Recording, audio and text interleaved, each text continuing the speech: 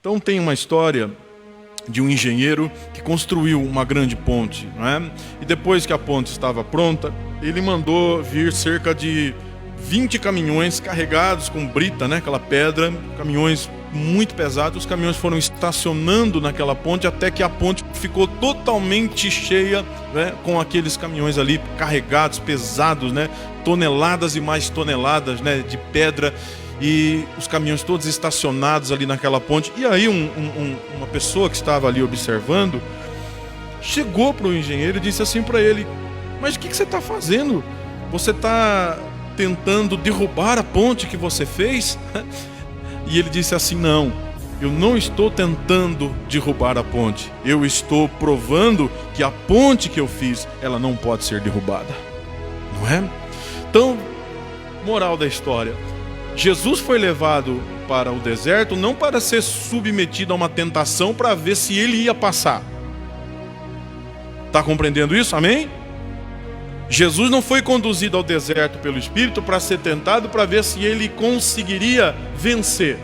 Jesus foi conduzido nessa tentação, né, no deserto pelo Espírito, justamente para mostrar e para deixar evidenciado a todos que jamais ele iria se corromper e iria tombar diante da tentação, ok?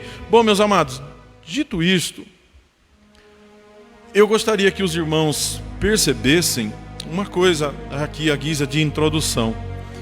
Vocês notaram que quando Satanás, Lucas diz que foi num piscar de olhos, uma fração de minutos, que ele mostrou a Jesus os reinos e a sua glória. Vocês perceberam que um dos ardis de Satanás é mostrar apenas aquilo que é bonito?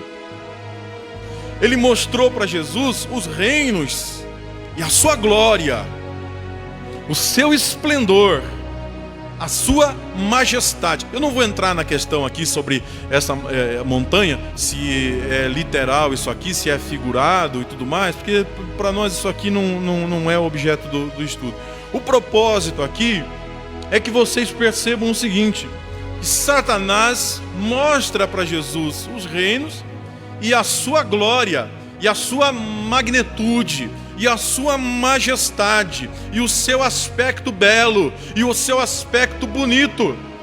E em momento algum, aquilo que existe nesses reinos, que são reinos corrompidos, que são reinos que estão debaixo do pecado, que são reinos que estão debaixo dos efeitos terríveis e tenebrosos da queda, é citado pelo adversário. Não, ele mostra para Jesus apenas a glória. Então presta atenção no que eu vou dizer para você. Isso é uma coisa muito importante quando a gente fala sobre batalha espiritual.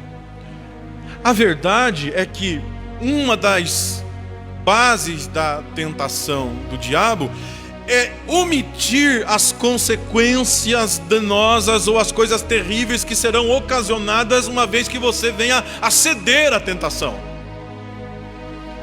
Ele nunca vai dizer para você: olha, faz isso, mas só que é o seguinte, se você fizer isso, você tem a liberdade de escolher, mas depois você vai enfrentar consequências tão terríveis.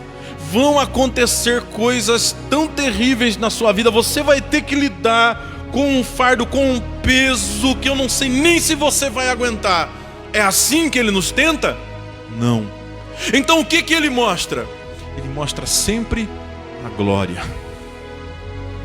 Ele mostra sempre a oportunidade. Ele mostra sempre a ocasião de você se tornar o quê? Célebre. De você se tornar o que? Conhecido. Ora, nesta ofensiva, o que existe aqui, senão uma proposta de que Jesus aceite pelo caminho, pelo viés que ele está propondo, que Jesus, ao aceitar isso, então que o Senhor assuma, não é? Uma condição relevante. Ele diz: olha, vai ser tudo seu. O reino, a glória, a majestade, vai ser tudo seu. E o evangelista acrescenta aqui, Lucas diz que ele diz assim: porque me foi entregue, e eu dou para quem eu quiser. Eu não conheço esse versículo na Bíblia dizendo que Deus entregou, né? Não tem. Não vejo Deus entregando, Deus chegando para o diabo dizendo para ele: está aqui, estou te entregando tudo isso. Não. É que o homem é um ser complexo e dentro do nosso ser há uma imensa quantidade de reinos aqui dentro. Existe um reino moral, existe um reino espiritual, existe um reino ético. Você está compreendendo o que eu estou dizendo ou não? Existe um reino emocional dentro da nossa vida, e acontece que são nesses reinos que Satanás influencia. Então tudo que ele precisa é identificar, é perceber que você emocionalmente está suscetível a aceitar alguma coisa, que você sentimentalmente está propenso a aceitar alguma coisa, e aí, se você estiver, é nesse interim que ele vai agir para reinar na sua vida emocional, para reinar na sua vida espiritual, para reinar na sua vida moral, para reinar na sua vida intelectual, te fazendo pensar em coisas que vão te levar para longe de Deus. Mas nesta noite eu estou revestido de autoridade do Espírito Santo para dizer que quem reina na sua vida é aquele que está sentado no alto e sublime trono.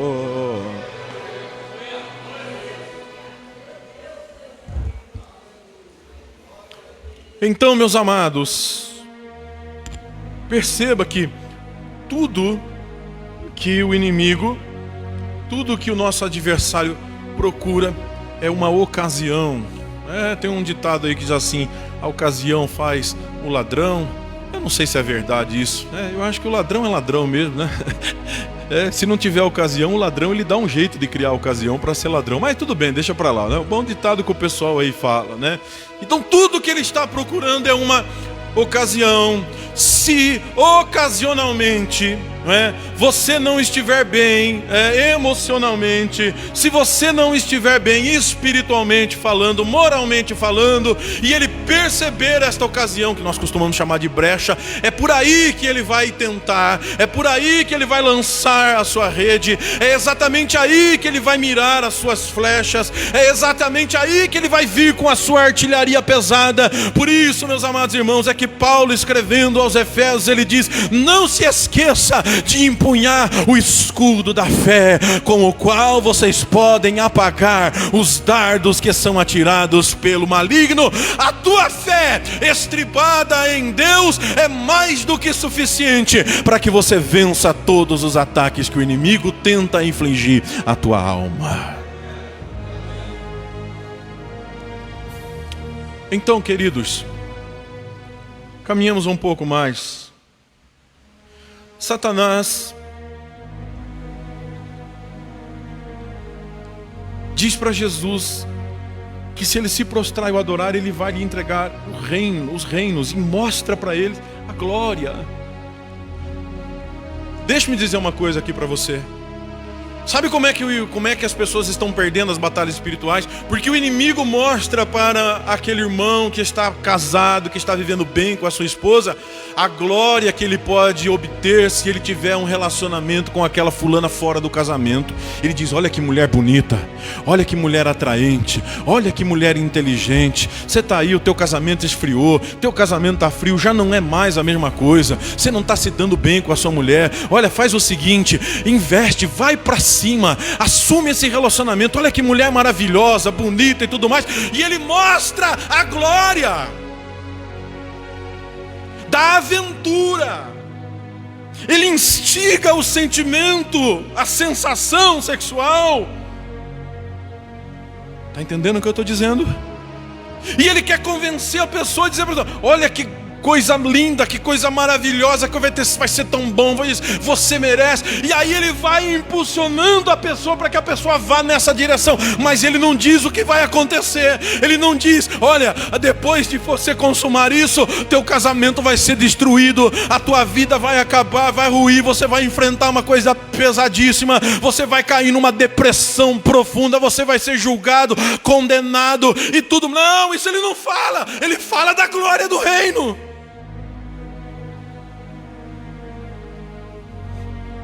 Ele chega para um casal jovem que está namorando e mostra a glória e diz assim: por que vocês não vão ter relação? Por que vocês não vão ter relação sexual? Todo mundo tem, todos os jovens têm. Isso é tão bom, isso é tão prazeroso. Deus fez o sexo para isso, para o homem e para a mulher, para eles terem relacionamento sexual. Ah, vocês já estão juntos há tanto tempo. Vocês já estão há 3 anos, 4 anos namorando e tudo mais. Para que ficar se privando disso e tudo mais? Vai, se entrega porque é bom, porque é gostoso e tudo mais. Mas ele só fala da glória. Ele só mostra a glória.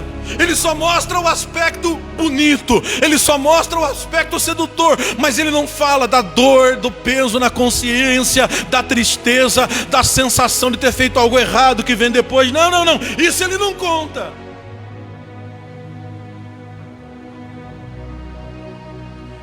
Então, meus amados, o tentador, ele é sutil nas suas tentações. Agora perceba isso. Quando Satanás se aproxima de Jesus, ele diz assim para ele. Eu não vou aprofundar muito isso, que o nosso tempo já foi embora. Tudo isso te darei se você prostrado me adorar. Agora, quem está comigo aí, dá um glória a Deus, só para eu saber que você não foi embora. Agora veja, Salmo 2, verso 8. O pai diz assim para o filho: pede-me, e eu te darei as nações por herança e as extremidades da terra para serem tua possessão.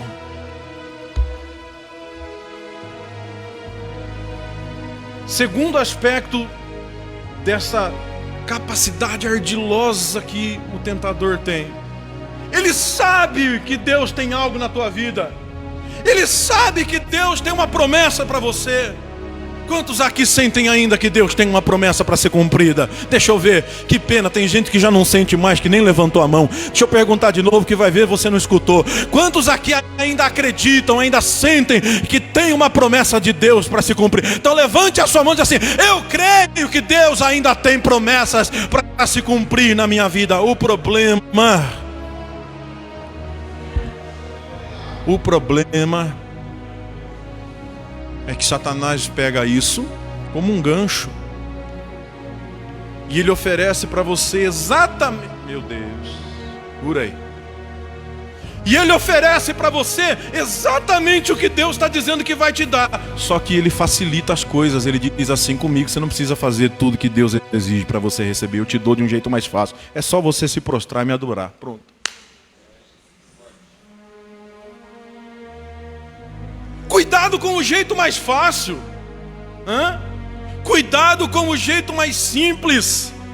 Irmãos, vou voltar a falar novamente aqui sobre relacionamento. O jeito mais fácil do mundo é de uma maneira, mas para a promessa de Deus se cumprir na vida de um jovem, um casal, tem um caminho árduo a ser perseguido e a ser percorrido. Está compreendendo? No mundo, para um casamento dar uma esquentada, dar uma melhorada e acontecer alguma coisa, o mundo tem lá a sua maneira de fazer isso acontecer e é um jeito mais fácil e não precisa, não, mas do jeito de Deus, o teu casamento pode continuar e ser cada vez mais abençoado, mas não tem facilitação, não tem atalho, não tem jeitinho, não tem arranjo, não tem portinhola, nada disso. Deus diz para você: é assim e acabou.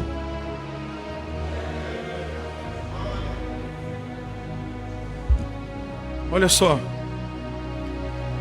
Então, eu estou dizendo para você que o diabo, se ele não sabe, ele tem uma desconfiança muito grande de qual é a promessa e o que é que Deus vai fazer na sua vida. E então ele tenta ser um antecipador. Ele tenta chegar na frente de Deus. Sabe? Eu vou usar uma analogia meio maluca aqui, mas que vocês vão compreender, né? Ele é um cambista. Ele chega para você e diz assim: olha, o ingresso que Deus está querendo te vender, você tem que pagar R$1.500, mas ó, aqui na minha mão é 100 conto, quer levar? É assim. apresentando facilitações, apresentando para você um caminho, uma possibilidade, uma direção através da qual você não precisa se submeter a tudo aquilo que Deus pede para continuar abençoando a tua vida. Então não, como diabo eu preciso orar, pastor? Não, não precisa. Como diabo eu preciso ter paciência? Não, não precisa, ele te dá logo. A Bíblia diz que ele mostrou para Jesus assim, ó, num piscar de olhos. Como diabo para receber eu preciso me consagrar? Não. Eu preciso fazer esses sacrifícios todos? Não. Mas acontece que a bênção de Deus não acrescenta dores na nossa vida, e aquilo que o diabo te der vai fazer a tua alma doer lá no fundo. Para nós terminarmos, irmãos, este resplendor, quem está comigo aí, diga glória a Deus.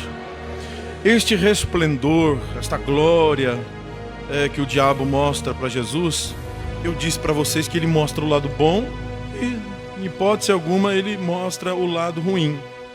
Por que ele não mostra o lado pecaminoso dos reinos para Jesus? Porque Jesus veio justamente para destruir o pecado e as obras infrutíferas das trevas. Porque ele sabe que se ele mostrar esse lado ruim, tudo que ele está fazendo perde o sentido. E é aí que está o problema da tentação. O problema da tentação, dessa batalha espiritual da nossa vida, é que o adversário vai tentar a todo custo ocultar de você, para que você nunca veja, nunca fique sabendo aquilo que, se você souber, vai fazer você simplesmente desistir do que ele está propondo. Ele sabe que algumas coisas, se você souber, você desiste imediatamente. Então ele vai mantendo tudo maquiado, tudo disfarçado, tudo escondido com aparência de piedade. E às vezes um crente meio desavisado, meio desajuizado, ele vai entendendo, ele não entende essas coisas e ele vai aceitando, e ele vai trilhando por este caminho. Mas eu quero nesta noite que você levante a tua mão assim para o céu e dê um glória bem forte, porque você tem um Deus que revela, um Deus que te fala, um Deus que te mostra, um Deus que te ensina, um Deus que não te deixa sozinho no deserto. E quando o inimigo se apresentar para tentar te seduzir, o Espírito Santo vem abrindo os teus olhos e dizendo: sai disso, isto não é da minha parte para você, meu filho, deixa isso para lá. E vitória após vitória recebemos através da revelação do Espírito Santo de Deus. Se Deus tem te revelado as armadilhas e te livrado delas ao longo da tua vida, jogue a tua mão para o alto e dê glória ao nome de Jesus. Não se preocupe, o diabo está tentando esconder, embaralhar, mas o Espírito Santo vem aí desembaraçando tudo. O Espírito Santo vem aí removendo tudo. O diabo está tentando enterrar, mas o Espírito Santo vem cavando tudo, tirando pedra e trazendo à tona a verdade. Deus é na sua vida. Vou terminar dizendo uma coisa para você aqui que é meio forte, mas segura aí, que vale a pena ser dito. Satanás disse assim: olha, eu te entrego tudo isso, todos esses reinos, mostrou a glória, disse: tudo isso me foi dado, segundo Lucas, e eu te entrego, eu te dou tudo isso. Você já pensou? Tem duas coisas aqui. Primeiro, o que eu acredito, que ele estava mentindo, porque ele é o pai da mentira. Mas tem uma outra coisa que eu quero colocar aqui para apreciação dos irmãos. Quando Satanás diz assim para ele: tudo isso me foi dado, mas eu te dou, eu entrego para você, eu digo: toma, é seu, pode ficar com tudo. Só se prostra e reconhece a minha autoridade. Ele não está, a Bíblia traduz como adora, mas o diabo não ia ser tão ingênuo. Nenhum judeu iria se prostrar e adorar, né? Porque os judeus já estavam vacinados contra a idolatria. Imagine Jesus, né? Então não é isso. Ele não está dizendo: se prostra para me adorar como Deus. Ele está dizendo: reconhece a minha autoridade. Reconhece a minha autoridade, se prostra, que era um costume dos que eram vencidos, se prostrar diante do rei que vencia. Reconhece a minha autoridade, é só isso que eu quero, pronto. Reconhece a minha autoridade e eu te entrego tudo. Mas Jesus disse não. E sabe por que Jesus disse não? Pela mesma razão que dizer não. Porque lá na frente, o diabo, se Jesus estivesse hipoteticamente falando, tá? Só que não é heresia não, tá bom? Estou falando hipoteticamente. Se Jesus tivesse aceitado, e o diabo, imagine que o diabo tivesse lhe dado tudo, Satanás ia dizer assim: tá vendo? Ele é o rei de tudo, mas foi eu que dei tudo para ele. Anderson, Satanás ia dizer assim: todos os reinos desse mundo e a sua glória pertencem a ele, verdade, mas foi eu que dei. Então escolha o caminho de servir a Deus, porque lá na frente, se você escolhe o caminho mais fácil, você vai ter um apartamento lindo, maravilhoso, de frente para a praia. Mas o que adianta se foi o diabo que te deu? Você vai ter um casamento com uma mulher linda, maravilhosa, mas o que adianta? E aí o diabo diz assim: ele casou com uma mulher maravilhosa, mas foi eu que dei para ele. Ele tem uma casa linda, maravilhosa, mas fui eu que dei para ele. Eu não sei você, mas eu prefiro aquele casebre, aleluia, do que escutar da boca do adversário que eu tenho, mas foi ele que me deu. Porque você, servo de Deus, serva de Deus, temente a Ele, quando olha para os teus celeiros, quando olha para tudo que Deus tem te dado, seja muito, seja pouco, mas o que te alegra é você poder olhar para tudo isso e dizer assim: foi Deus quem me deu.